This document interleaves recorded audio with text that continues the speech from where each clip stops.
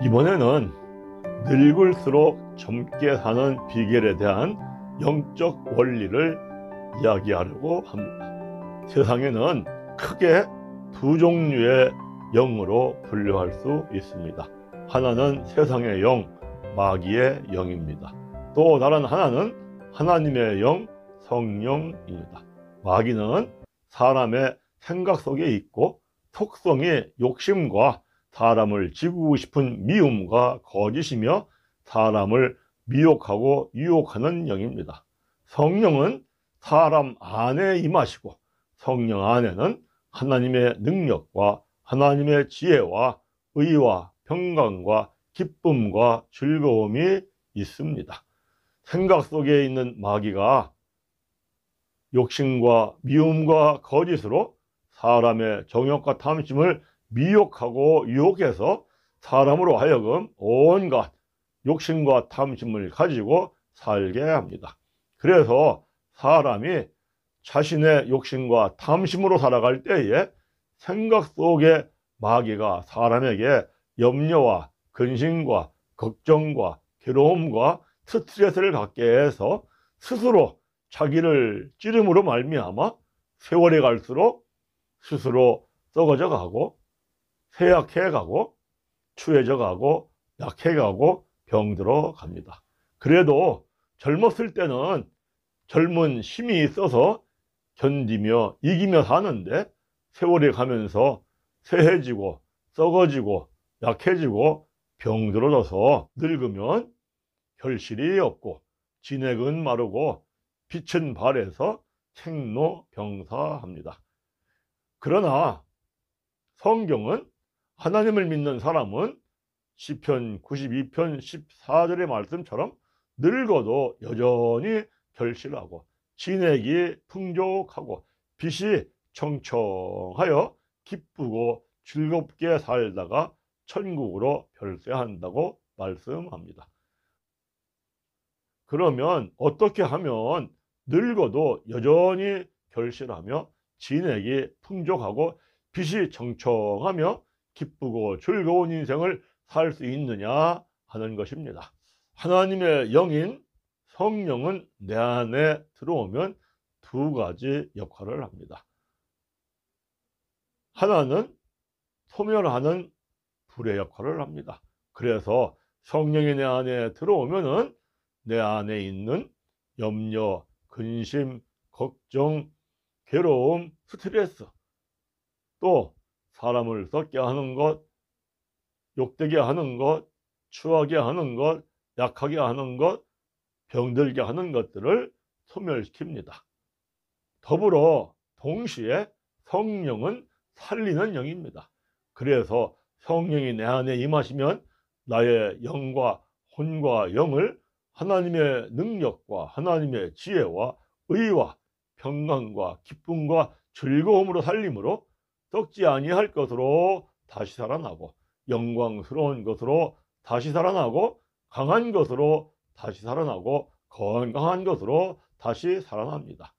그러므로 성령이 내 안에 임하시면 어느덧 나도 모르는 사이에 염려, 근심, 걱정, 괴로움은 사라지고 새로운 힘이 생기며 밝고 기쁘고 즐거운 삶을 살게 됩니다. 제가 1992년 7월 5일 위암 3기에 접어들었다는 판정을 받고 경희대학교 병원에 입원했습니다. 그때 42살 젊은 나이에 37살의 젊은 아내와 8살, 5살짜리 두 딸을 남겨놓고 죽는다고 생각하니 염려, 근심, 걱정, 괴로움이 밀려와서 눈만 감으면 눈물이 나올 것 같았습니다. 그래, 밤이 되어 눈을 감으면 하염없이 울기도 했습니다.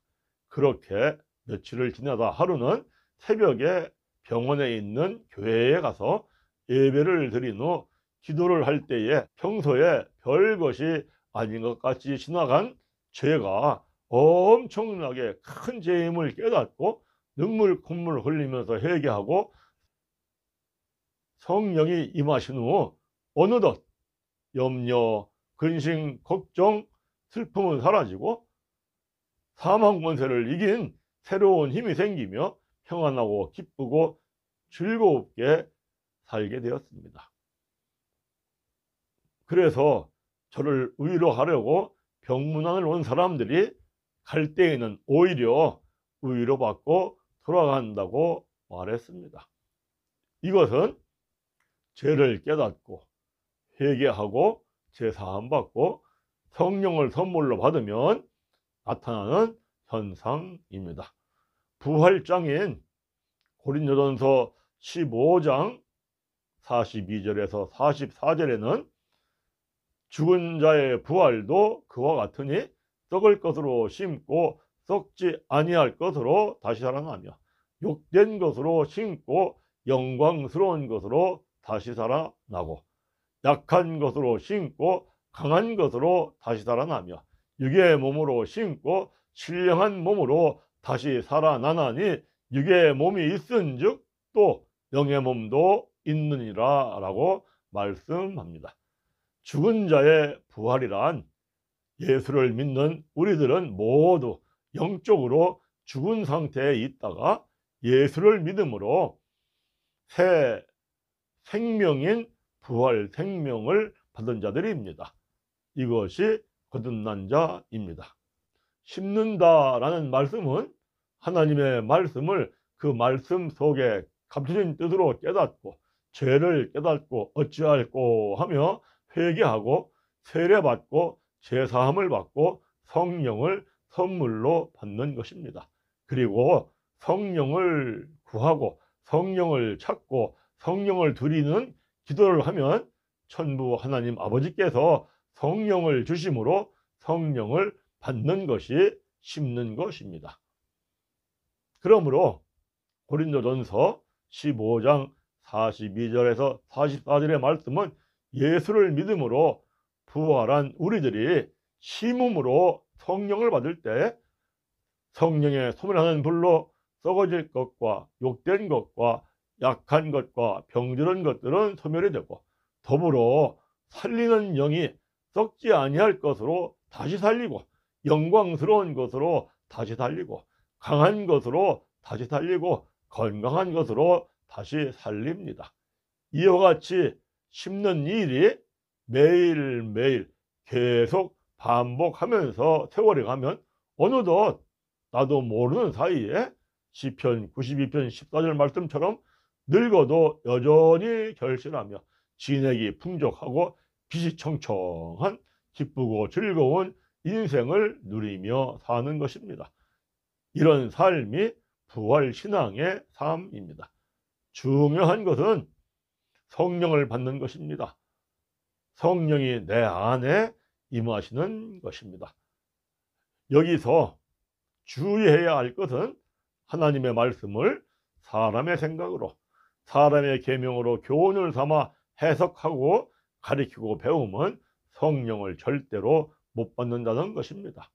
예를 든다면 제6계명 살인하지 말라라는 말씀을 사람의 생각으로 또는 사람의 계명으로 죽이지 말라라고 해석을 하면 누구나 힘써서 사람을 죽이지 않으려고 하면은 사람을 죽이지 않을 수가 있습니다.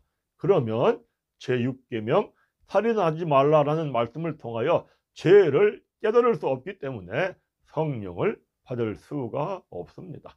이 말은 하나님을 믿는 목적이 세상에 축복을 받는 것이 되면 성령을 받을 수가 없다는 것입니다. 그러나 하나님의 말씀을 그 말씀 속에 감춰진 뜻으로 깨달으면 죄를 깨닫고 어찌할꼬 하며 회개하고 세례받고 제사함 받고 성령을 선물로 받습니다. 예를 든다면 제6계명 살인하지 말라라는 그 말씀 속에 감춰진 뜻이 미워하지 말라로 깨달으면 누구나 살인하지 말라는 말씀을 읽을 때 자신 안에 있는 미움이라는 죄가 있다는 것을 깨닫게 되어 있습니다. 그러면 천국을 사모하는 사람은 어찌할꼬 하며 죄를 깨닫고 회개하고 세례받고 제사함 받고 성령을 선물로 받습니다. 이 말은 하나님을 믿는 목적이 천국에 가는 것이면 성령을 선물로 받는다는 것입니다. 이렇게 말씀을 감춰진 뜻으로 매일매일 깨닫고 매일매일 성령을 받으면 받을수록 성령의 소멸하는 불로 매일매일 내 안에 있는 염려, 근심, 걱정, 괴로움, 스트레스를 소멸하고 또 인생을 썩어지게 하고 쇠하게 하고 약하게 하고 욕되게 하고 병들게 하는 것을 소멸시킵니다. 더불어 살리는 영이 매일매일 영과 혼과 육을 하나님의 능력과 하나님의 지혜와 의와 평강과 기쁨과 즐거움으로 살림으로 매일매일 썩지 아니할 것으로 다시 살아나고 영광스러운 것으로 다시 살아나고 강한 것으로 다시 살아나고 강건한 것으로 다시 살아나게 됩니다. 그래서 하나님의 말씀으로 말미암아 성령을 계속 받으면 그리고 계속 성령을 구하고 성령을 찾고 성령을 두드려서 성령을 선물로 받으면 그 사람은 시편 92편 14절의 말씀처럼 늙어도 여전히 결실하며 진액이 풍족하고 빛이 청청하며 기쁘고 즐거운 인생을 살게 되는 것입니다. 여러분들에게 장수 시대에 이와 같은 은혜가 충만히 입혀져서 세월이 갈수록 늙을수록 젊게 사시고 기쁘고 즐거운 축복을 누리는 은혜가 충만히 임하시기를 간절히 바랍니다. 감사합니다.